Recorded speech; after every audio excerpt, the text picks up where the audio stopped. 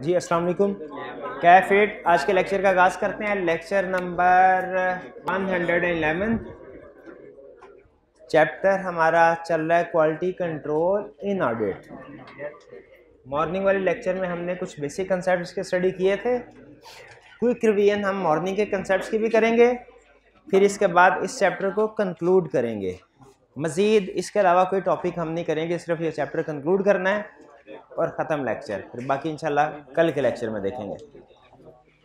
जो chapter relate करता है जिस टॉपिक से, वो है क्वालिटी कंट्रोल इन ऑडिट के ऑब्जेक्टिव क्या है, मकसद क्या है कि फर्म के अंदर ऑडिट फर्म के अंदर ऐसा सिस्टम होना चाहिए जिससे क्वालिटी इंश्योर हो सके कि ऑडिट किया गया है, इसमें क्वालिटी को इंश्योर किया गया, यानी जो प्रोसीजर्स परफॉर्म किए गए, ऑडिट किया गया, रिपोर्ट दी गई, वो सारे के सारे आईएसएस और एप्लीकेबल लॉज के मुताबिक हैं।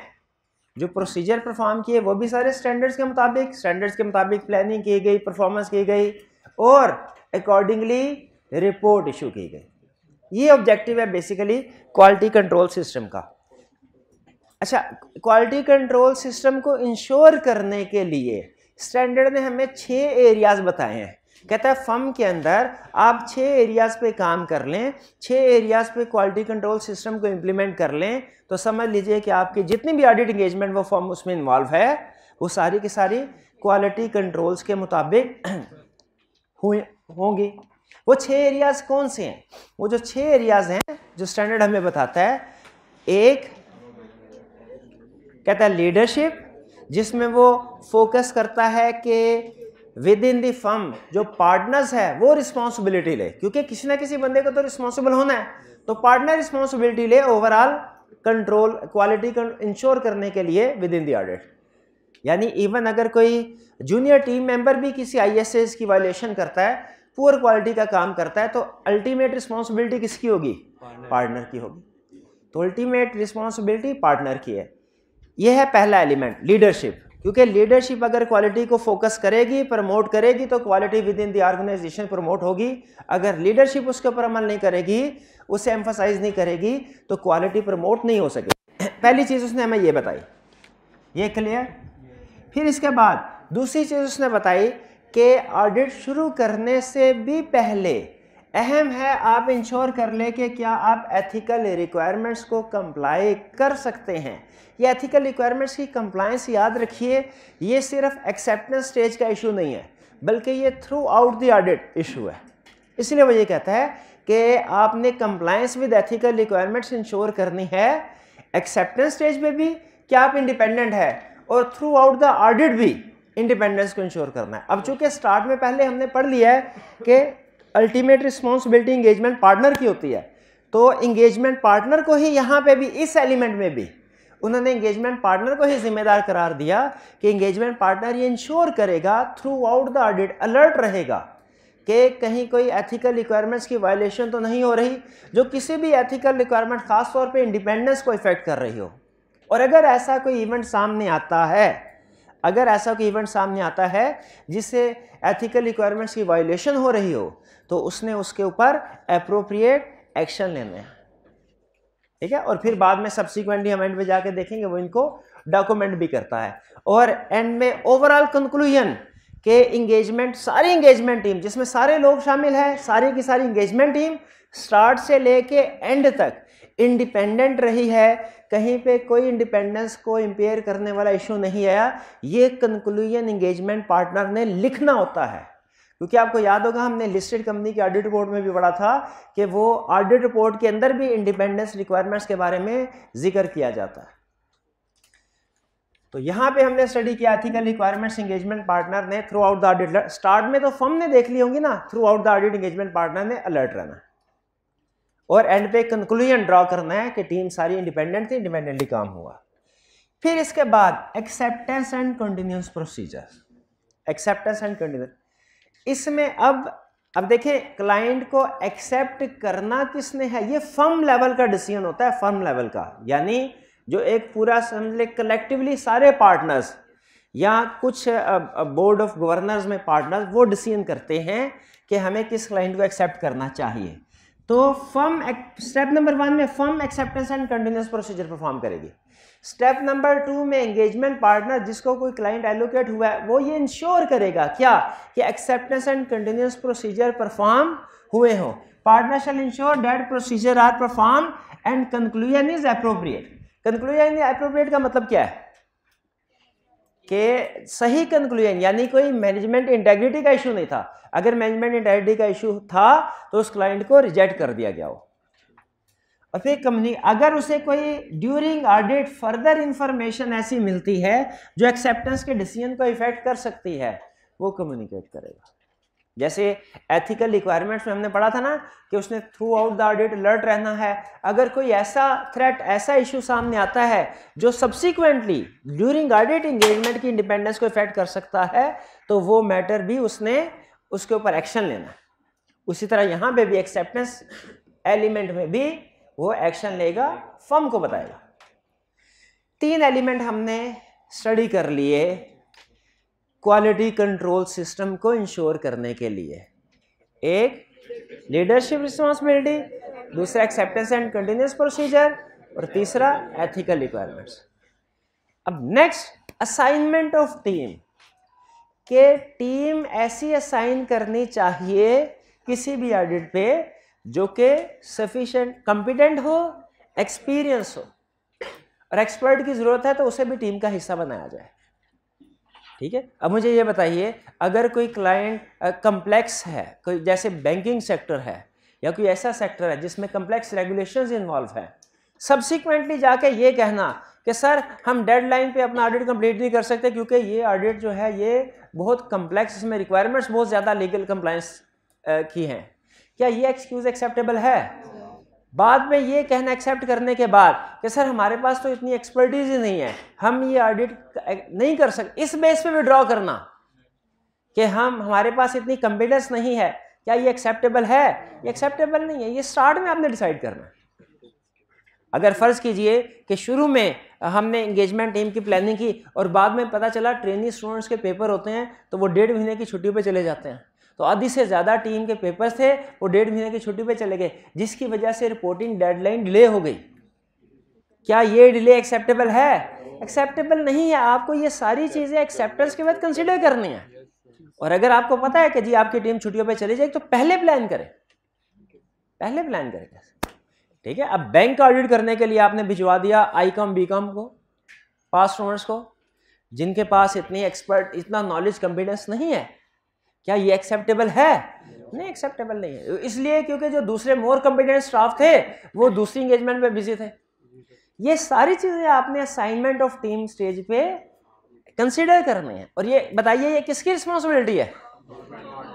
लीडरशिप में हमने पढ़ लिया था, ये अल्टीमेटली एंगेजमेंट पार्टनर की। एंगेजमेंट पार्टनर टीम के एक पर्सन के बारे में डिसाइड करता है, इस एंगेजमेंट में इस बंदे को लेके जाना है, इस बंदे को लेके जाना है, इस बंदे को लेके जाना है। कल क्लार्कों की, क्योंकि उसे पता है कल क्लार्कों की अगर टाइम पे कंप्लीट एंगेजमेंट ना हुई, प्रोसीजर परफॉर्म ना कर सके, तो वो जिम्मेदारी एंगेजमेंट पार्टनर की है। असाइनमेंट ऑफ टीम, ये 4 हम स्टडी कर चुके थे। अब हम 5th एलिमेंट की तरफ आते हैं। 5th जो कि प्रोबेबली सबसे ज्यादा अहम है रिप्रोडक्शन के क्वेश्चन के पॉइंट ऑफ व्यू से, परफॉर्मेंस। ठीक है। एंगेजमेंट को क्या प्रॉपरली प्लान एंड परफॉर्म होना चाहिए? बिल्कुल होना चाहिए। ठीक है। ये सिखा रहे हैं हमें इसमें। और कौन इंश्योर करेगा proper planning and performance? Engagement partner. अच्छा, इसमें क्या बता रहे? इसमें कह रहा है सबसे पहले direction,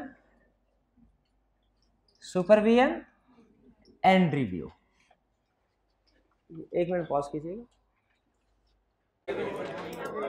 ji.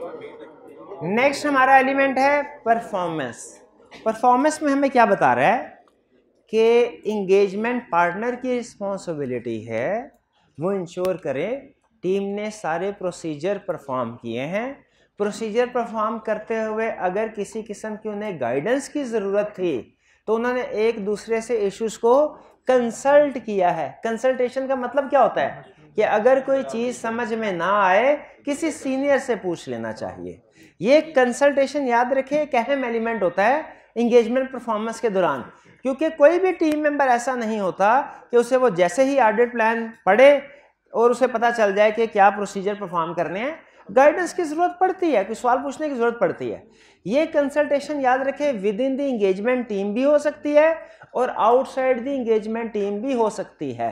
With in the engagement team junior किसी सीनियर से पूछता है और इवन पार्टनर लेवल पे भी ये इशू आ सकता है कि बाज़ औक़ात कुछ चीज़ों के ऊपर क्लैरिफिकेशन गाइडेंस चाहिए होती है, तो पार्टनर भी पूछ सकता है। लेकिन याद रखिए किसी से कंसल्टेशन करते हुए अगर आउटसाइड दी फर्म कंसल्टेशन करते हैं, जैसे ICAP से कर सकते हैं, तो हमने कॉन्फिडेंशियलिटी को सामने रखते हुए इशू तो डिस्कस करना है, क्लाइंट का नाम डिस्क्लोज नहीं करना कॉन्फिडेंशियलिटी की वजह से।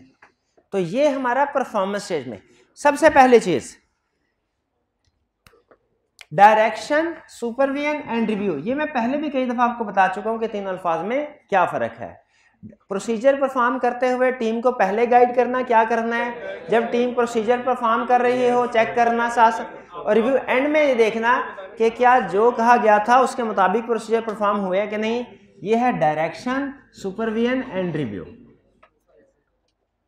एंगेजमेंट पार्टनर क्या इंश्योर करेगा कि proper direction, supervision and review of engagement हुई है और ऑडिट रिपोर्ट साइन होने से पहले पहले sufficient appropriate audit evidence obtain हो चुका है। सिंपल, कोई नई चीज नहीं है इसमें। हमें पता है कि हमने ये इंश्योर करना होता है प्रॉपर डायरेक्शन, सुपरविजन, रिव्यू भी और एविडेंस ऑब्टेन होगी। फिर कंसल्टेशन, एंगेजमेंट पार्टनर इंश्योर करेगा कि डिफरेंट मैटर्स पे अगर किसी कंसल्टेशन की जरूरत है तो वो कंसल्टेशन टीम को करनी चाहिए कि नहीं, इनकरेज करना चाहिए कि नहीं कि एक दूसरे से क्वेश्चन पूछ सकते हैं। सिर्फ with in the firm consultation possible है कि आउटसाइड द फर्म भी? आउटसाइड, लेकिन आउटसाइड द फर्म कंसल्टेशन करने से पहले कॉन्फिडेंशियलिटी को इंश्योर करना है, ठीक है। और जो भी कंसल्टेशन की गई है, कंसल्टेशन के बाद जिस कंक्लूजन पे पहुंचे हैं उसको डॉक्यूमेंट करना है और उस कंक्लूजन को इंप्लीमेंट भी करना है। कंसल्टेशन। और थर्ड, डिफरेंस ऑफ ओपिनियन। देखिए बाज़ औक़ात ऐसा होता है कि जैसे हमारा क्लाइंट के साथ तो डिफरेंस ऑफ ओपिनियन आता है ना, ऑडिटर का क्लाइंट के साथ। इस सूरत हाल में क्या करते हैं हम, किसका पॉइंट ऑफ डिस्कस करते हैं। अगर इशू रिजॉल्व ना हो सके तो ऑडिटर अपने ओपिनियन के मुताबिक रिपोर्ट इशू करता है और उसमें क्वालिफाइड या एडवर्स ओपिनियन एक्सप्रेस करेगा। इसी तरह क्या ऐसा पॉसिबल है कि जिस तरह ऑडिटर की क्लाइंट के साथ डिसएग्रीमेंट हो सकता है, उसी तरह difference of opinion with in the team भी हो, किसी जूनियर का टीम मेंबर के साथ कोई डिफरेंस ऑफ ओपिनियन। इस सूरत हाल में क्या होना चाहिए? ऑडिटिंग स्टैंडर्ड ये कहते हैं इस सूरत हाल में फर्म के पॉलिसी को फॉलो करना है, फर्म की पॉलिसी को फॉलो करना है। जैसे फर्म की एक पॉलिसी ये स्टैंडर्ड नहीं एग्जांपल दी, खुद से बता रहा हूं। फर्म की एक पॉलिसी ये हो सकती है कि अगर किसी सीनियर का जूनियर के साथ डिफरेंस ऑफ ओपिनियन आएगा, कन्फ्लिक्ट आएगा, तो फर्म की पॉलिसी को फॉलो करना है। फॉर एग्जांपल इस सिचुएशन में सीनियर का पॉइंट ऑफ व्यू प्रिवेल करेगा, सीनियर के पॉइंट ऑफ व्यू के मुताबिक ऑडिट को आगे लेके चलना है। हाँ, लेकिन जूनियर का पॉइंट ऑफ व्यू भी डॉक्यूमेंट जरूर किया जाएगा ताकि जो रिव्यू करने के लिए कल कला को कोई बंदा है उससे पता चले कि सिग्निफिकेंट मैटर के ऊपर सीनियर का पॉइंट ऑफ व्यू क्या था और जूनियर का उसका पॉइंट ऑफ व्यू तो सामने है। जैसे आपने देखा होगा वो लीगल केसेस में वो क्या इख्तलाफी नोट दिया जाता है, तो फैसला चाहे मेजोरिटी का होगा, फैसला चाहे सीनियर का होगा, लेकिन अगर जूनियर ने उनका कोई पॉइंट ऑफ व्यू डिफरेंट है तो उसको डॉक्यूमेंट किया जाएगा। ये डिफरेंस ऑफ ओपिनियन का रोल है। तो परफॉर्मेंस में टोटल 4 चीजें हमें उसने बताई, 4 चीजें कौन कौन सी? पहले डायरेक्शन, सुपरविजन एंड रिव्यू। इसमें क्या बता रहा है कि पार्टनर इंश्योर करेगा proper direction, supervision and review of engagement team और इंश्योर करेगा कि sufficient appropriate audit evidence obtain कर लिया गया है रिपोर्ट से पहले। दूसरे नंबर पे परफॉर्मेंस के बाद कंसल्टेशन, जिसमें एंगेजमेंट पार्टनर की रिस्पॉन्सिबिलिटी है कि वो इफेक्टिव कंसल्टेशन को प्रमोट करेगा, इंश्योर करेगा कि जिन ज़रूरी मामलात पे कंसल्टेशन होनी चाहिए वहाँ पे with in the engagement team भी, और अगर ज़रूरत हो आउटसाइड एंगेजमेंट टीम भी कंसल्टेशन हो। तीसरा, डिफरेंस ऑफ ओपिनियन।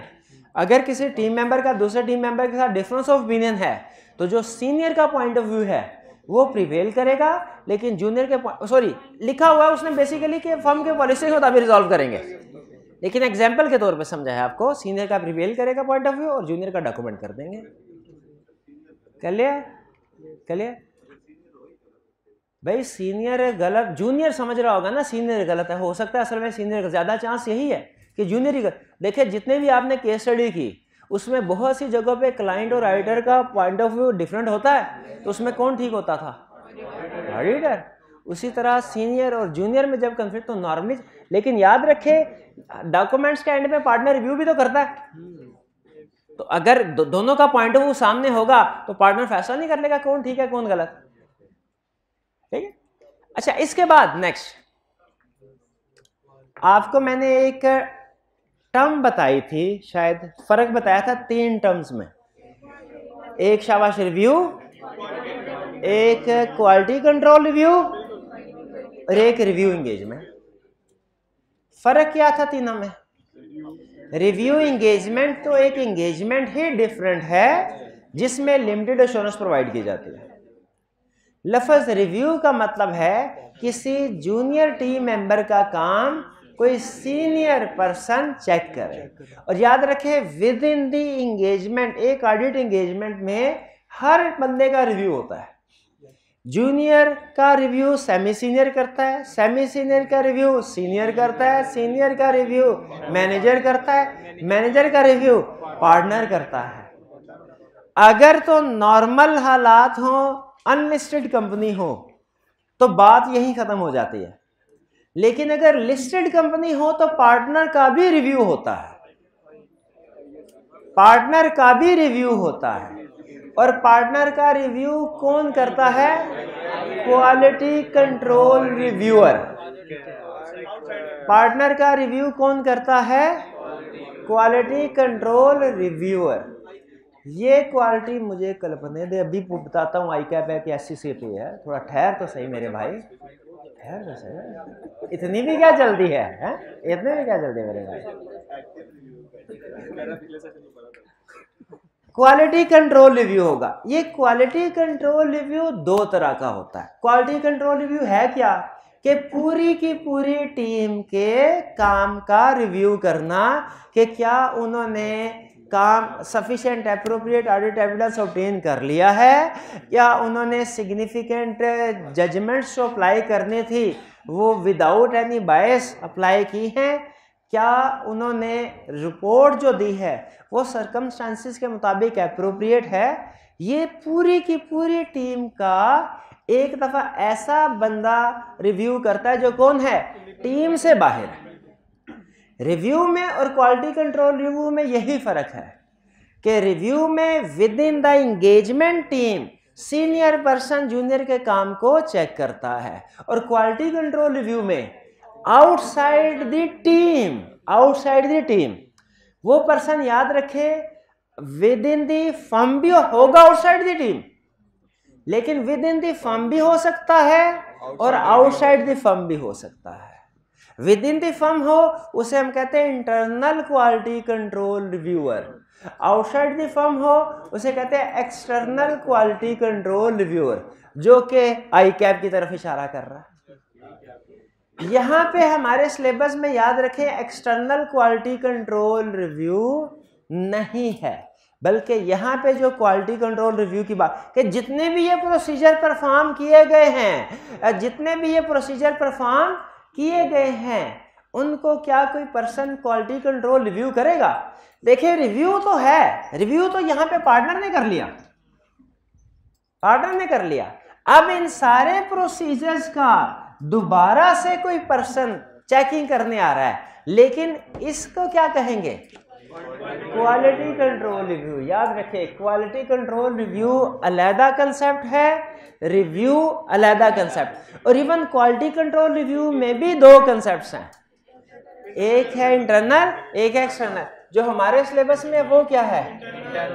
इंटरनल का एक फर्क मैंने आपको बता दिया कि ये normally within the firm ही कोई बंदा है, ठीक है, और एक्सटर्नल से मुराद आई कैप। इसका एक दूसरा फर्क भी है कि internal quality control review audit report sign होने से पहले होता है और external quality control review audit report sign होने के बाद होता है, 2-3-4 महीने बाद। आपको याद होगा ये एग्जांपल हमने ऑडिट डॉक्यूमेंटेशन में भी पढ़े थे। Changes in documentation after audit report में हमने कहा था फाइल असेंबली पीरियड के बाद बाज़ औक़ात कुछ डॉक्यूमेंट्स में चेंज होता है। उसकी रीज़न क्या पड़ी थी कि हो सकता है क्वालिटी कंट्रोल रिव्यू में आई कैप आके कुछ हमसे चीज़ें पूछे एक्सप्लेनेटरी। तो परफॉर्मेंस कंपोनेंट में क्वालिटी कंट्रोल सिस्टम के 6 कंपोनेंट्स थे, ठीक है। कौन कौन से कंपोनेंट्स थे? Leadership responsibilities, ethical requirements, acceptance and continuous procedure, assignment of team, performance और फिर इसके बाद मॉनिटरिंग। परफॉर्मेंस में फर्दर उसने हमें 4 सब पॉइंट्स बताए। पहले उसने एक परफॉर्मेंस में ये कहा डायरेक्शन, सुपरविजन एंड रिव्यू होनी चाहिए टीम की।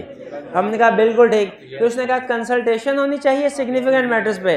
हमने कहा ठीक। उसने कहा डिफरेंस ऑफ ओपिनियन में क्या करना है वो भी सिखा दिया। अब क्वालिटी कंट्रोल रिव्यू की बात कर रहा है। पहली चीज ये समझ लीजिए कि क्वालिटी कंट्रोल रिव्यू हर क्लाइंट का नहीं होता। कुछ क्लाइंट का, जैसे लिस्टेड कंपनीज, लिस्टेड एंटिटी, जिसे पब्लिक इंटरेस्ट एंटिटी भी कहते हैं, याद है? ये पब्लिक इंटरेस्ट एंटिटी का कंसेप्ट बताया था कि इसे पब्लिक इंटरेस्ट एंटिटी भी कहते हैं। लिस्टेड कंपनी के केस में क्वालिटी कंट्रोल रिव्यू रिक्वायर्ड है, अनलिस्टेड के केस में जिन सिचुएशन में क्वालिटी कंट्रोल रिव्यू रिक्वायर्ड है उसमें सुन लें एंगेजमेंट पार्टनर की क्या रिस्पॉन्सिबिलिटी है। एंगेजमेंट पार्टनर इंश्योर करेगा क्या? अपॉइंट कर दिया गया हो, नहीं तो वो फर्म को याद करवाएगा भाईजान जिस तरह मुझे आपने इस क्लाइंट पे अपॉइंट किया है और मेरे साथ क्वालिटी कंट्रोल रिव्यूअर को भी तो अपॉइंट करो, लिस्टेड क्लाइंट है।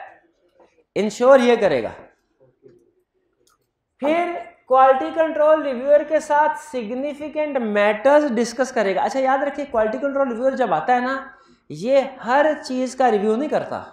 मुझे याद है हमारा एक क्लाइंट था, हम बैठे हुए थे क्वालिटी कंट्रोल रिव्यू के लिए, दूसरे एक सीनियर पार्टनर, एक तो हमारे क्लाइंट जो एंगेजमेंट का पार्टनर था ना, फर्म का एक दूसरा सीनियर पार्टनर आया और वो क्वालिटी कंट्रोल रिव्यू 3-4 घंटे में खत्म हो गया। हालांकि हमारा जो नॉर्मल टीम का रिव्यू होता है ना, उसमें पार्टनर ने एक एक एरिया चेक करना होता है, उसमें वो दिन ज्यादा लगते हैं, उसमें बाज़ का 4-5 दिन भी लग जाते हैं।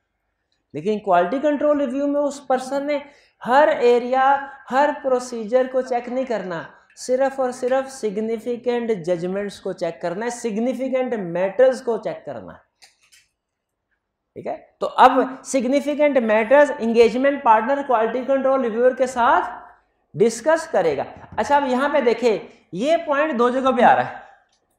एक यहां पे आ रहा है सिग्निफिकेंट मैटर डिस्कस करो, एक यहां पे आ रहा है सिग्निफिकेंट मैटर डिस्कस करो। रिपीट क्यों हो रहा है?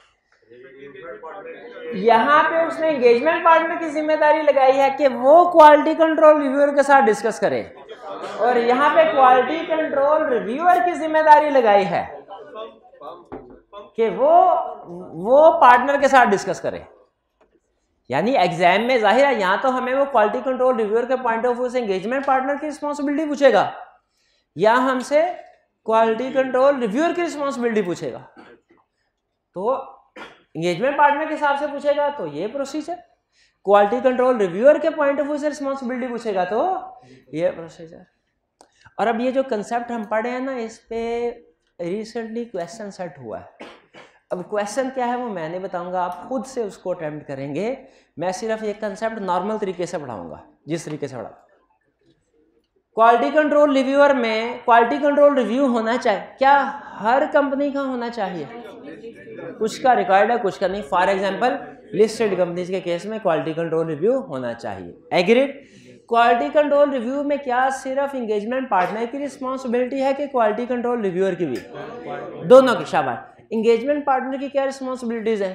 तो उसने इंश्योर करना है क्वालिटी कंट्रोल रिव्यूअर अपॉइंट हो, क्वालिटी कंट्रोल रिव्यूअर अपॉइंट हो गया तो उसके साथ सिग्निफिकेंट मैटर डिस्कस करने हैं, और जब तक क्वालिटी कंट्रोल रिव्यू कंप्लीट नहीं होगा रिपोर्ट को साइन नहीं करेगा। ये वैसी ही रिक्वायरमेंट है जैसे रिटन रिप्रेजेंटेशन के केस में थे।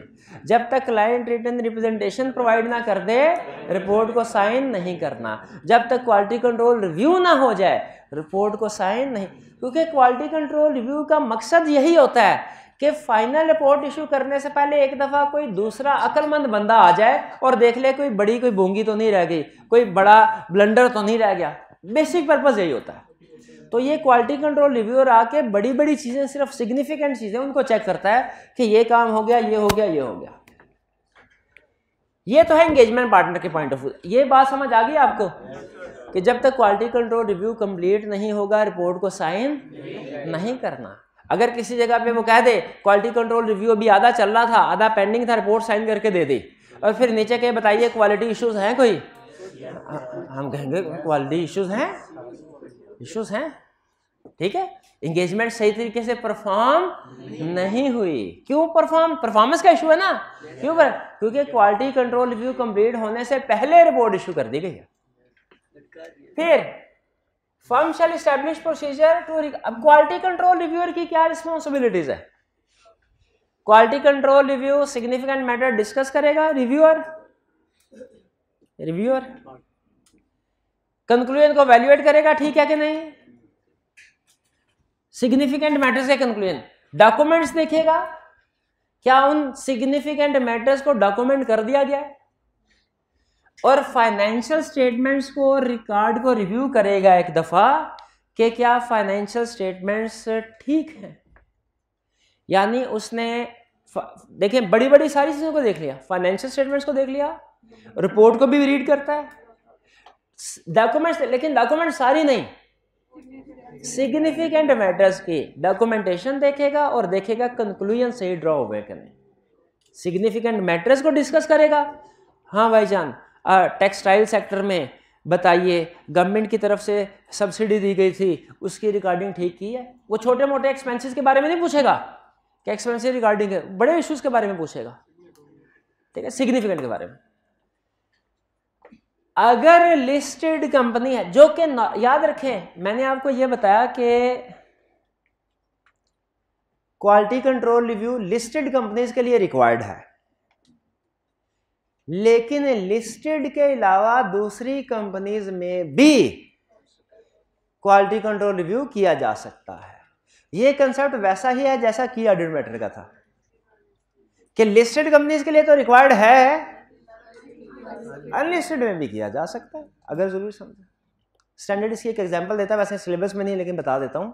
कहता है नॉर्मली जो इनिशियल ऑडिट होता है ना, इनिशियल ऑडिट, वो अगर अनलिस्टेड भी हो ना, अनलिस्टेड, तो उसका क्वालिटी कंट्रोल रिव्यू कुछ फर्म्स करवाती हैं क्योंकि उसमें थोड़ा रिस्क ज्यादा।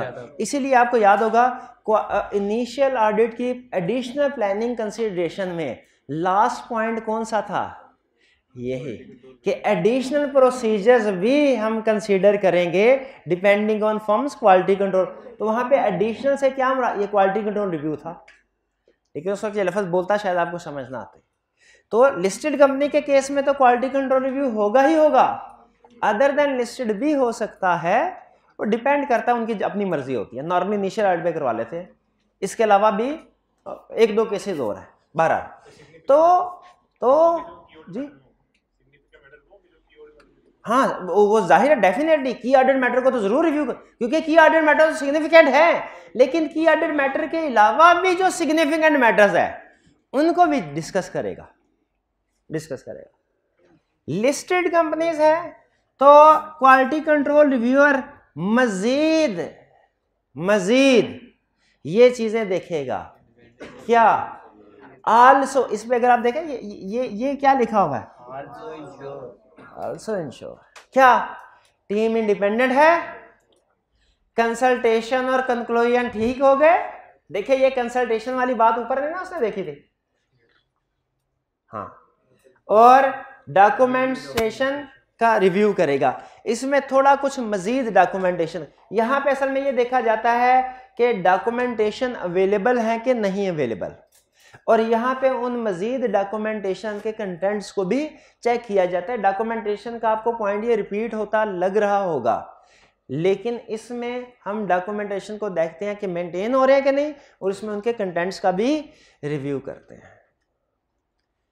क्लियर, समझ आ गया? अच्छा, अभी मैं रीसेंट क्वेश्चन आपसे पूछना चाहता हूं, लेकिन उससे पहले मैं अपनी तसल्ली करना चाहता हूं कि आपको क्वालिटी कंट्रोल रिव्यू के सारे कंसेप्ट समझ आ गए। ठीक है, हम कोशिश करेंगे कि ज़्यादा से ज़्यादा चीज़ें क्लास में ही हमारी याद हो जाएं, इसलिए मैं बार बार आपसे रिवीजन करवा रहा हूं, पूछ रहा हूं। सबसे पहले मुझे बताइए, क्वालिटी कंट्रोल इन ऑडिट, क्या ऑडिट फर्म को ऑडिट करते हुए क्वालिटी को इंश्योर करना चाहिए? अगर क्वालिटी को इंश्योर करना चाहते हैं तो किन 6 एलिमेंट्स पे फोकस करना है? Leadership, ethical requirements, acceptance, performance, acceptance, assignment, performance और फिर मॉनिटरिंग। अच्छा, मॉनिटरिंग का मतलब क्या है? मॉनिटरिंग का मतलब यह है कि ये सारा सिस्टम, इसको मॉनिटरिंग की जाए। फर्म के अंदर कोई ऐसा सिस्टम हो कि वो सारे एलिमेंट्स के, जैसे होता है ना क्लाइंट में एक इंटरनल ऑडिट डिपार्टमेंट, उसी से तरह फर्म के अंदर एक तरह से इंटरनल ऑडिट डिपार्टमेंट हो जो ये सारे सिस्टम की मॉनिटरिंग कर रहा हो और जिस जिस क्लाइंट में वीकनेस हो उसकी रिपोर्ट इशू कर रहा हो। आईकैप एग्जैक्टली यही काम मॉनिटरिंग का करता है, एक्सटर्नल क्वालिटी कंट्रोल। अगर आप आईकैप की वेबसाइट पे जाएंगे ना तो एक क्वालिटी एश्योरेंस बोर्ड है आईकैप का।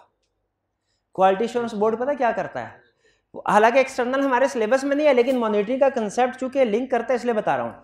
क्वालिटी एश्योरेंस पाकिस्तान में जितनी भी सीए फर्म्स हैं वो आईकैप को लिखती हैं कि सर इस साल हमने इन क्लाइंट्स की ऑडिट की है। आईकैप हर फर्म के हर ऑफिस में से कुछ ना कुछ सैंपल सेलेक्ट करता है देखने के लिए कि ये ऑडिट सही कर रहे हैं कि नहीं कर रहे हैं, और फिर जाके चेक करता है, क्वालिटी कंट्रोल रिव्यू करता है आईकैप। और जो जो वीकनेसेस सामने आती हैं उनकी बाकायदा रिपोर्ट, एक तो फर्म की थोड़ा खिंचाई होती है और उस वीकनेस, उन क्वालिटी कंट्रोल इश्यूज को जो कि आइडेंटिफाई किए गए हैं उनको आईकैप एक डॉक्यूमेंट के जरिए पब्लिश भी करता है। हर साल आईकैप ये करता है। अगर आईकैप की वेबसाइट पे अगर आप जाए ना, वहाँ पे क्वालिटी एश्योरेंस बोर्ड कोई इस तरह का सेक्शन होगा, उसमें ये डॉक्यूमेंट मौजूद है। वो मॉनिटरिंग है। कह रहे हैं इसी तरह की monitoring internal quality control reviewer को भी करनी चाहिए और ये रिपोर्ट शेयर करने और एंगेजमेंट पार्टनर को देखना चाहिए, यार ये क्वालिटी कंट्रोल रिव्यू हुआ है हमारा, इसी क्लाइंट का पिछले साल फॉर एग्जांपल हुआ था या दूसरे क्लाइंट्स का, तो क्या इसका कोई इम्पैक्ट हमारे यहाँ पे तो नहीं आ रहा, हमारे इस क्लाइंट पे। ठीक है, उनको पढ़ लें। जैसे फर्ज कीजिए मैं किसी फर्म का ऑडिट कर रहा हूँ, आईकैप ने जो अपनी रिपोर्ट क्वालिटी एश्योरेंस बोर्ड ने बनाई है क्वालिटी कंट्रोल रिव्यू, वो मेरे किसी काम की है कि नहीं है? मेरा ख्याल है मेरे किसी काम के नहीं। क्यों भाई? जिस क्लाइंट का मैं ऑडिट कर रहा हूं ना, या जिस क्लाइंट का मैं क्वालिटी कंट्रोल रिव्यू कर रहा हूं, उसका तो आईकैप ने क्वालिटी कंट्रोल रिव्यू किया ही नहीं है। वो आईकैप की वेबसाइट पे जो रिपोर्ट पड़ी है वो तो दूसरे क्लाइंट्स की, दूसरी कंपनीज की रिव्यू की रिपोर्ट है। वो मेरे काम की थोड़ी है कि है काम की, है काम की। जो इशू दूसरे लोगों के ऑडिट में हुआ वो मेरे ऑडिट में भी तो हो सकते हैं। भाई ये तो ऐसी बात हो गई कि आप कहें एग्जामिनर कमेंट्स हमारे किसी काम के नहीं है। क्यों किसी काम के नहीं है? वो तो उन स्टूडेंट्स के जिन्होंने पेपर थे, मेरे थोड़ी हैं, वो मेरे थोड़े हैं। नहीं, ऐसे जो जनरल एग्जामिनर वो सबके काम आ सकते हैं। उसी तरह ये समझ लीजिए, ये भी मॉनिटरिंग का मतलब है कि दूसरे क्लाइंट्स का रिव्यू करके एग्जामिनर कमेंट्स दे देना।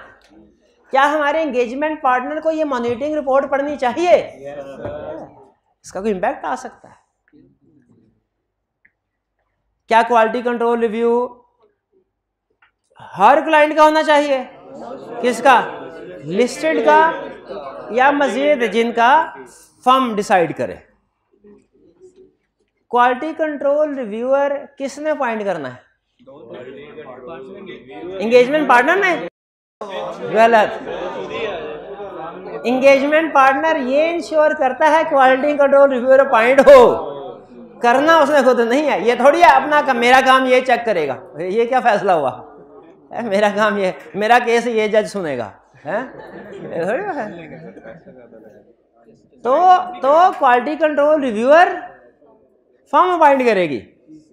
इसमें लफ्ज फर्म और लफ्ज पार्टनर में फर्क तो आपको समझ आ रहा होगा। पार्टनर इंश्योर करेगा कि रिव्यूअर अपॉइंट हो गया तो उसके साथ डिस्कशन करेगा सिग्निफिकेंट मैटर्स, और जब तक क्वालिटी कंट्रोल रिव्यू कंप्लीट नहीं होगा, क्वालिटी कंट्रोल रिव्यूअर क्या करेगा, मैटर डिस्कस करेगा, डॉक्यूमेंट्स देखेगा, सिग्निफिकेंट मैटर्स की डॉक्यूमेंट्स बनी हुई है, जजमेंट्स ठीक है, अप्रोप्रिएट है, रीजनेबल है, और अगर लिस्टेड क्लाइंट है तो इंडिपेंडेंस रिक्वायरमेंट्स को भी इंश्योर करेगा, कंसल्टेशन हुई है और उस कंसल्टेशन के बाद सही कंक्लूजन पे पहुंच गया ये इंश्योर करेगा, डॉक्यूमेंटेशन के कंटेंट्स को डिटेल को रिव्यू। क्लियर? आखिरी क्वेश्चन, अगर आपने इसका जवाब दे दिया मतलब पूरा चैप्टर समझ आ गया, और अगर इसका जवाब सही नहीं दे सके तो मतलब कुछ समझ नहीं आया। क्लियर? अच्छा, सोच के जवाब दे दें, लेकिन एक दफा चेंज करने की इजाजत, चेंज करने का मतलब होगा दूसरी अटेम्प्ट दे रहे हैं आप,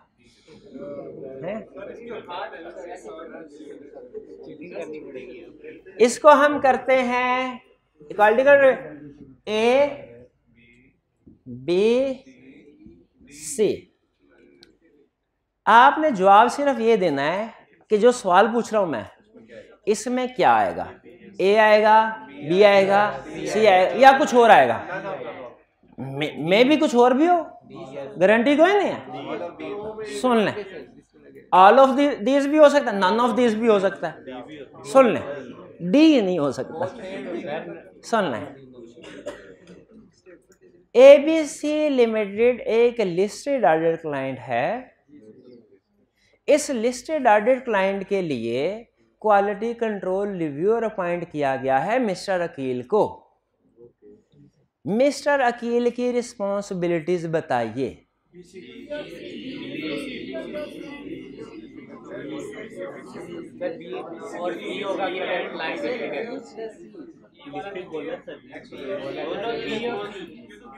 कितने स्टूडेंट्स का ख्याल है सिर्फ बी, कितनों का ख्याल है सिर्फ सी, कितनों का ख्याल है बी और सी दोनों? चलें ठीक है, इसका मतलब है मैंने बिल्कुल।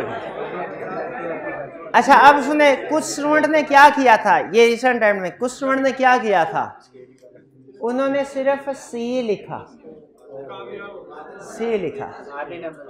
अच्छा, और आके आर्गुमेंट अपनी तरफ से बड़ा वैलिड दिया उन्होंने कहा सर क्वेश्चन में क्लियरली लिखा था लिस्टेड एंटिटी, मैंने कहा बिल्कुल लिस्टेड एंटिटी है, तो उन्होंने कहा देखिए फॉर लिस्टेड क्लाइंट आपने ये 3 प्रोसीजर ही लिखे हुए थे, ये मसला था आल्सो, लेकिन जो पता नहीं छोटा लफ्ज था छुप गया या जल्दी जल्दी में उन्होंने, हाँ तो हाँ इसीलिए पहले बता दिया आपको तसल्ली से। हाँ वो संडे का लेक्चर होगा ना, छोड़ने का सर जल्दी बस अब घर जाके हम पढ़ लेंगे बस। सेकंड लेक्चर नहीं होता था पहले, सेकंड लेक्चर ये पहली दफा हो रहे हैं, इससे पहले कभी नहीं हुए थे। हाँ जी, मैंने सैटरडे की छुट्टियां की थी। अच्छा एक बात बताओ, ये वजह नहीं है सैटरडे, ये क्योंकि पिछले सेशन में भी मैंने छुट्टियां की हुई हैं, पिछले सेशन में छुट्टियां की हुई है, रीजन ऑफ वेरिएंस ये नहीं है। क्लाइंट से पूछे सर इस साल डेप्रिसिएशन पिछले साल की निस्बत ज्यादा क्यों है, वो कहेगा सर पिछले साल भी 10% ज्यादा थी, उससे पिछले साल, इस साल भी इसकी 10% ज्यादा, तो कोई फर्क नहीं है। केस स्टडी आप अगर आप पिछले 2, एक तो 2 ही दें, शाबाश शाबाश शाबाश, क्लास के बाद 50 रुपए इनाम लीजिएगा। ये चीज केस स्टडी की ज्यादा प्रैक्टिस, और यस इसका एविडेंस देता है भाई, पिछले सेशन के नंबर ऑफ लेक्चर देखना, इस सेशन के नंबर ऑफ लेक्चर, इसे 115 हो गए हैं, 115, पिछले एक में 95-96 के करीब थे। और दूसरी रीजन इस सेशन में 2 ईदें आई हैं, जिसकी वजह से तकरीबन हमारे 12-13 के करीब जो लेक्चर्स हैं वो सेशन में कम है। फिर भी ना होता ईदों के बावजूद, क्योंकि ईदें पहले भी आती रही हैं। ये है असल रीजन क्या है, केस स्टडी के ऊपर फोकस। बहरहाल चलिए, अच्छा अब सुन लें केस स्टडी कैसी आएगी। केस स्टडी बहुत ही आसान, लेकिन सुन लें ये केस स्टडी बहुत आसान है, लेकिन आपके पूरे ऑडिट सारे चैप्टर्स पे बेस कर रही है। इसमें किसी जब केस स्टडी में किसी भी स्टैंडर्ड की वायलेशन पूछ सकता है, किसी भी टॉपिक की वायलेशन कोई पाबंदी। देखिए क्वालिटी कंट्रोल है ना, तो क्वालिटी कंट्रोल रिव्यू तो पूरे के पूरे ऑडिट का होता है ना, उसमें तो कोई भी सिग्निफिकेंट मैटर डिस्कस हो सकता है। तो इस चैप्टर की केस स्टडी में याद रखें, इसमें नया कंसेप्ट कोई नहीं है। फर्क सिर्फ यह है कि पुराने कंसेप्ट में से वो कोई भी कॉम्बिनेशन बना के हमसे पूछ सकता है। इसकी केस स्टडी में कभी कोड ऑफ एथिक्स की वायलेशन हो रही होती है, कभी प्लानिंग की वायलेशन हो रही होती है, कभी रिपोर्ट की हो रही होती है, कभी रिटन रिप्रेजेंटेशन की, कभी सब्सिक्वेंट कोई भी, कभी सब्सटेंटिव प्रोसीजर की, कभी कंट्रोल्स की वायलेशन हो रही होती है। कोई भी नई चीज कोई भी नहीं है, एक कंसेप्ट भी नया नहीं आएगा केस स्टडी में, सारे पुराने। लेकिन फर्क क्या है, इससे पहले जो आपने केस स्टडी जितनी भी पढ़ी ना, अगर आप नोट करें, वो जिस चैप्टर की केस स्टडी होती थी ना उसी में रहता था, उससे बाहर नहीं जाता था। लेकिन क्वालिटी कंट्रोल रिव्यू की नेचर ही ऐसी है कि उसने सारे एंगेजमेंट का क्वालिटी कंट्रोल रिव्यू। तो अगर आपको किसी क्वेश्चन में उसने कह दिया आप क्वालिटी कंट्रोल रिव्यूअर हैं, तो खुश हो जाएं कि कोई नई टेक्निकल चीज नहीं है, पुराने कंसेप्ट में से किसी न किसी की वायलेशन करेगा जो कि आप समझ लेंगे। स्टार्ट करें, चलिए।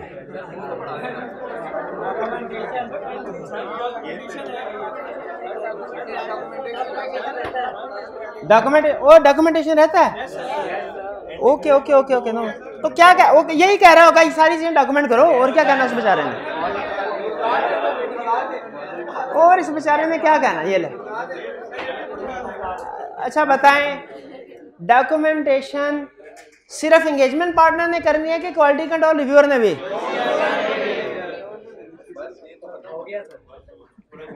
एंगेजमेंट पार्टनर क्या, अच्छा लेकिन ये ध्यान में रखिएगा, ये डॉक्यूमेंटेशन हमारी क्वालिटी कंट्रोल रिव्यू से रिलेटेड होगी, ये बाकी गाइड से रिलेटेड नहीं होगी। क्वालिटी कंट्रोल रिव्यू कह रहा है एंगेजमेंट पार्टनर डॉक्यूमेंट करेगा, लिखेगा क्या कि एक्सेप्टेंस एंड कंटिन्यूअस प्रोसीजर सही परफॉर्म किए हैं फर्म ने, अपना इत्मीनान लिखेगा, मैं मुतमिन हूं कि क्योंकि एक्सेप्टेंस चेक किए थे ना उसने, ये एंगेजमेंट पार्टनर ने इंश्योर किया, ये कंक्लूजन इज एप्रोप्रिएट, इसको यहां पे डॉक्यूमेंट कर रहा है। कंक्लूजन्स ऑन इंडिपेंडेंस के इंडिपेंडेंट है, इंडिपेंडेंस का किधर था, एथिकल रिक्वायरमेंट्स, इसको इंडिपेंडेंट कर रहा है। इश्यूज आइडेंटिफाइड, जो प्रोसीजर परफॉर्म करते हुए सिग्निफिकेंट इश्यूज सामने आए हैं, डिफरेंट सिग्निफिकेंट इश्यूज सामने आए हैं, उनको डॉक्यूमेंट करना है। एंड हाउ रिजॉल्व, कुछ कंसल्टेशन के बाद रिजॉल्व हुए होंगे, कुछ कंसल्टेशन से पहले रिजॉल्व हुए होंगे। Nature and scope of consultation, जो सिग्निफिकेंट इश्यूज थे उनके ऊपर अगर कंसल्टेशन हुई तो वो किस किस्म की थी, यानी सिर्फ इंटरनल थी या इंटरनल के साथ एक्सटर्नल भी थी। और एक्सटर्नल में किस चीज का ध्यान रखना होता है, कॉन्फिडेंशियलिटी का। इन शॉर्ट देखिए, वो ही आपको डॉक्यूमेंटेशन का असूल बताया हुआ ना, क्या कि जो भी काम करना है उसको डॉक्यूमेंट करते हैं। देखिए क्वालिटी कंट्रोल सिस्टम में एंगेजमेंट पार्टनर देखे यही 3-4 काम कर रहा था ना, वो इन्हीं को डॉक्यूमेंट कर रहा है। मेन कंसेप्ट बिल्ड हो जाए ना तो एग्जांपल याद रखना आसान होता है। इसका मतलब है ये सारी एग्जांपल्स हमारे उन्हीं पॉइंट्स के गिर्द घूमेंगी जो भी हमने पढ़े हैं। उसी तरह एंगेजमेंट क्वालिटी कंट्रोल रिव्यूअर, वो क्या डॉक्यूमेंट करेगा, जो उसने क्वालिटी कंट्रोल रिव्यू के लिए प्रोसीजर परफॉर्म किए हैं, लेकिन उसने जो प्रोसीजर परफॉर्म किए होंगे वो 3-4 घंटे में किए, सिर्फ सिग्निफिकेंट मैटर्स वाले, सिग्निफिकेंट। और ये इनसे इससे क्वालिटी कंट्रोल रिव्यू के प्रोसीजर मुराद है, इससे ये मुराद नहीं है कि फिक्स एसेट की वेरिफिकेशन के प्रोसीजर किए होंगे, इससे मुराद सब्सटेंटिव प्रोसीजर नहीं है। ये क्वालिटी कंट्रोल रिव्यूअर है, कोई जूनियर थोड़ा ही है। रिव्यू कंप्लीट करना है बिफोर रिपोर्ट, और ये डेट लिखता है कब रिव्यू कंप्लीट हुआ, और ये डॉक्यूमेंट करता है कि कोई भी अनरिजॉल्व्ड मैटर या इनएप्रोप्रिएट कंक्लूजन नहीं था। यानी ये कहता है कि मैं मुतमिन हूं, मैं कि जिस कंक्लूजन पे पार्टनर पहुंचा। अब जरा थोड़ा सा एक चीज मुझे बताइए,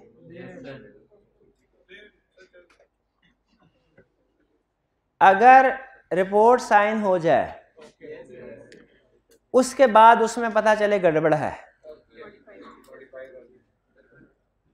क्या मॉडिफाई कर देंगे? रिपोर्ट इशू करवा के गड़बड़ आई है सामने, अब क्या मॉडिफाई करना है?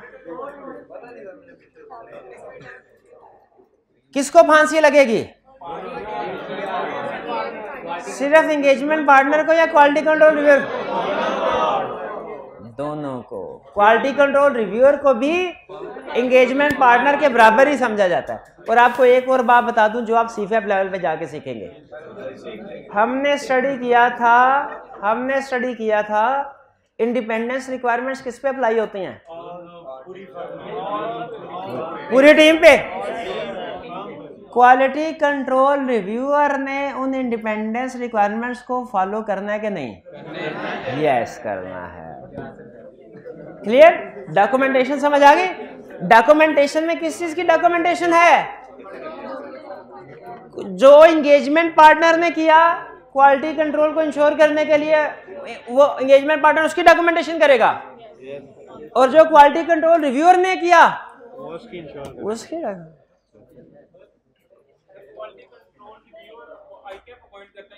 नहीं, quality control reviewer IPF point नहीं करता, वो हमारे सिलेबस में नहीं है, वो तो एक्सटर्नल है। बताओ इसको। वो करता है आईकैप, लेकिन वो एक्सटर्नल है, वो हमारे सिलेबस में नहीं है, वो ऑडिट रिपोर्ट के बाद होता है।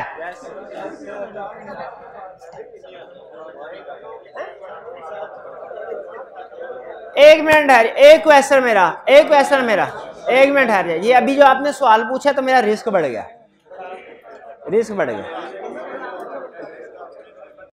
एक मिनट, आप बताइए क्या ऑडिटिंग स्टैंडर्ड टाइम स्पेसिफाई करते हैं कि रिपोर्ट साइन होने के कितने दिन के अंदर क्वालिटी कंट्रोल रिव्यू कंप्लीट होना चाहिए? नहीं, तो एप्रोप्रिएट टाइम पीरियड क्या होता है? कितने रिपोर्ट साइन होने के कितने दिन बाद?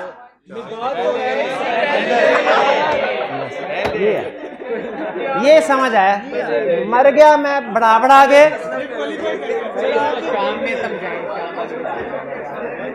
कम से कम 3 जगहों पे ये बात बताई है कि रिपोर्ट साइन होने से पहले क्वालिटी कंट्रोल रिव्यू कंप्लीट है। मर्जी भैया।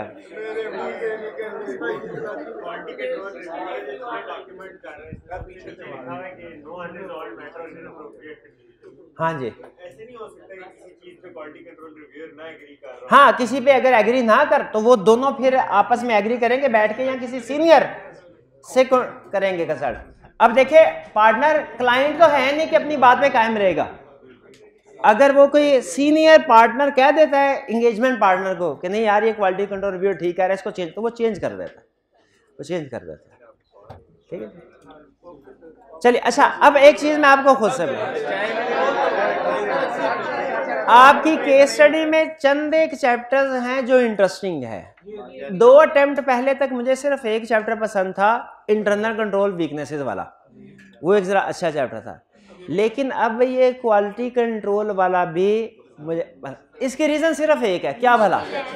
मुश्किल नहीं है, आपके पूरे के पूरे ऑडिट के कंसेप्ट को इकट्ठा कर देता है। हालांकि छोटे मोटे इश्यू छोटे मोटे हैं।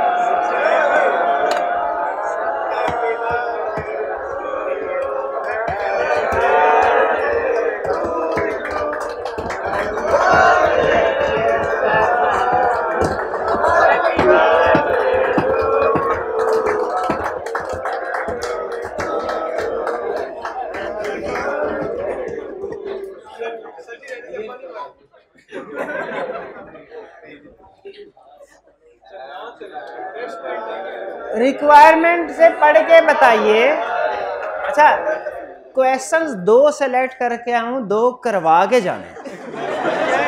आपकी मर्जी है, जितना मर्जी टाइम है। कोई बात, मुझे कोई तरह ऐसे कर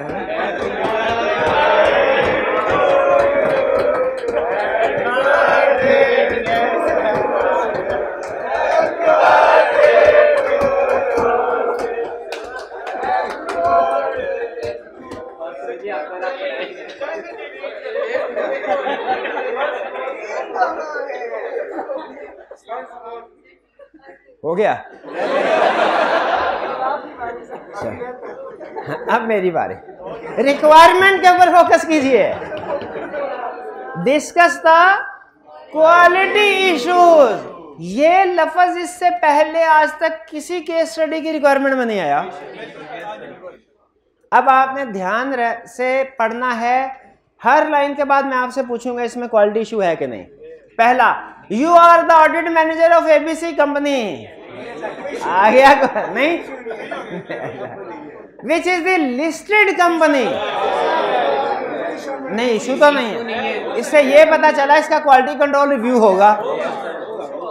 and the draft financial statement shows profit before tax of 10 billion and revenue of rupees 100 billion. अच्छा, इससे हमें ये तो बता रहा है लिस्टेड से, बिलियन से, ये तो पता चला छोटी कंपनी है कि बड़ी कंपनी। ठीक है। Engagement team includes A part time supervisor and 2 trainees. Engagement team में तीन ही लोग हैं, 2 ट्रेनी हैं और 1 पार्ट टाइम सुपरवाइजर है। अच्छा, दो अल्फाज बोल रहा हूं, दोनों में फर्क बताइएगा। पार्ट टाइम सुपरवाइजर और पार्ट क्वालिफाइड सुपरवाइजर, किस में इशू है? दोनों में इशू है।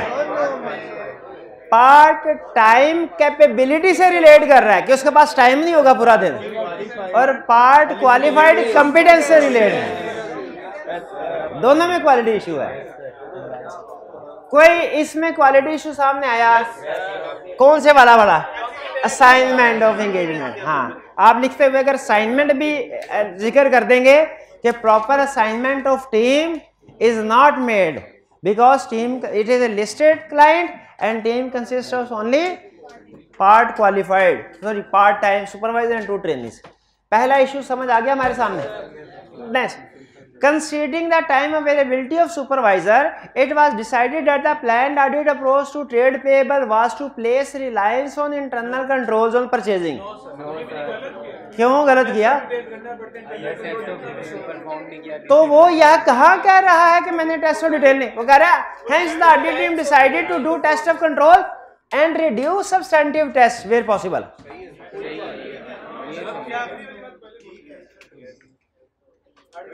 कोई इशू? अब जब मैंने बताना है इशू है तो फिर आपने कहना वो इशू क्या जी? शाबाश। टेस्ट ऑफ कंट्रोल के डिसीजन में टाइम अवेलेबिलिटी रेलिवेंट फैक्टर नहीं होता। टेस्ट ऑफ कंट्रोल परफॉर्म करने का डिसीजन, कंट्रोल्स पे रिलाई करने का डिसीजन स्ट्रेंथ ऑफ कंट्रोल को देख के डिसाइड किया जाता है, अंडरस्टैंडिंग ऑफ कंट्रोल की बेस पे किया जाता है, अवेलेबिलिटी ऑफ टीम की बेस पे नहीं किया जाता। 2 इश्यूज हो गए। Next, as per delegation of authority manual the purchase orders were required to be authorised by deputy manager procurement. During test of control, it was identified by the audit team that at least 7 purchase orders had not been authorized by the deputy manager procurement. 7 weakness है। When the audit team, चले and पे कम से कम ये तो आपने अंदाजा फौरी तौर पे लगा लिया ये वीकनेस है। आपको याद है जब हम चैप्टर 3 में पहुंचे थे तो आपको ये मसला बार बार आता था, सब्सटेंटिव प्रोसीजर कौन से हैं, टेस्ट ऑफ कंट्रोल कौन से है सब। लेकिन ये मैंने उस वक्त आपको कहता था चैप्टर 10, 11, 12 कर लेंगे ना, उसके बाद क्लियर हो जाएगा। अब फौरन आपने अंदाजा लगा लिया ये तो कंट्रोल वीकनेस है। When the audit team made inquiries from the staff, it was observed that the purchases were made for business purposes. Audit team concluded that no additional procedures were required. क्या procedure required है?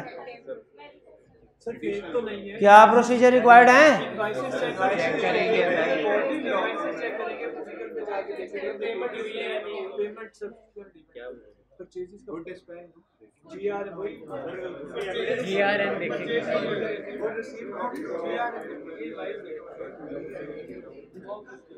एक बात आपके ठीक, मैं थोड़ा सा refresh कर दूं आपके सेंटेंसेस को। आप डॉक्यूमेंट्स को मेंशन तो कर रहे हैं। टीम को कंक्लूजन पे पहुंचने के लिए सिर्फ इंक्वायरी नहीं बल्कि जो अदर कॉरोबरेटिव एविडेंस भी ऑब्टेन करना चाहिए था। एग्रीड? क्योंकि उसने कह दिया कि ये तो बिजनेस पर्पस के लिए, तो इंक्वायरी से थोड़ा ही इस नतीजे पे पहुंच जाएंगे, कॉरोबरेटिव एविडेंस भी लेंगे। और एक काम करना था, और एक रिप्रेजेंटेशन लेटर। क्यों रिप्रेजेंटेशन लेटर के एलिमेंट्स में कहीं में इंटरनल कंट्रोल था?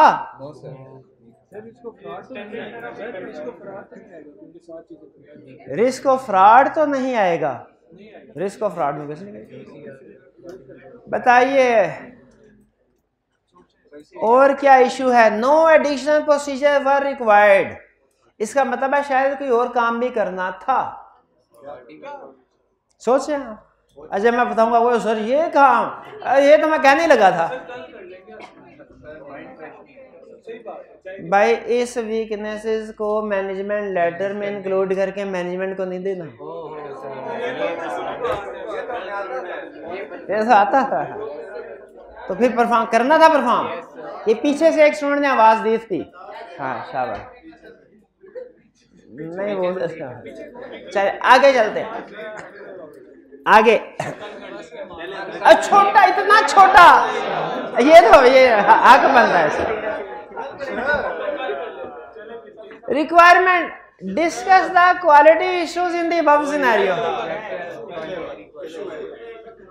You are the audit manager of BFF company, a listed company. वो तो हमें पता है लिस्टेड कंपनी का ही क्वालिटी कंट्रोल रिव्यू होता है, लेकिन इसका बड़ी कंपनी है। The petty cashier is a relative of the audit assistant. हाँ इंडिपेंडेंस का इशू आ गया। शाबाश, एक इशू आइडेंटिफाई कर लिया। During review you found out that the audit assistant identified that the petty cashier incurred entertainment and fuel expenses for personal use for ₹15,000। ये weakness internal control नहीं है, ये फ्रॉड है। जो क्या करना चाहिए? क्या करना चाहिए? मैनेजमेंट को कम्युनिकेट करना चाहिए। मैनेजमेंट को कौन से फ्रॉड कम्युनिकेट करते हैं? ऑल फ्रॉड या मटेरियल? और दो शामी गवर्नेंस को मटेरियल। अच्छा, दो चीजें आपने बताई। एक आपने बताया इंडिपेंडेंस का इशू है, दूसरा फ्रॉड। तीन इश्यूज हो रहे हैं छोटे से क्वेश्चन में। तीन इशू, या इश्यूज कह लें या प्रोसीजर कह लें जो आपने परफॉर्म करना है।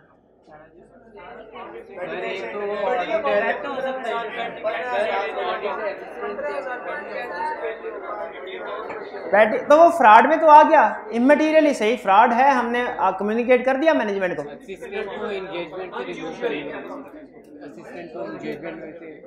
शाबाश, असिस्टेंट को एंगेजमेंट से रिमूव नहीं करना। कहाँ किया है? कहाँ? अच्छा, आपने अपने जहन में कर दिया था, फिर आपने अगला काम भी अपने जहन में कर लिया होगा। वो नहीं, इसको इसके काम का रिव्यू वो भी कर लिया। एक से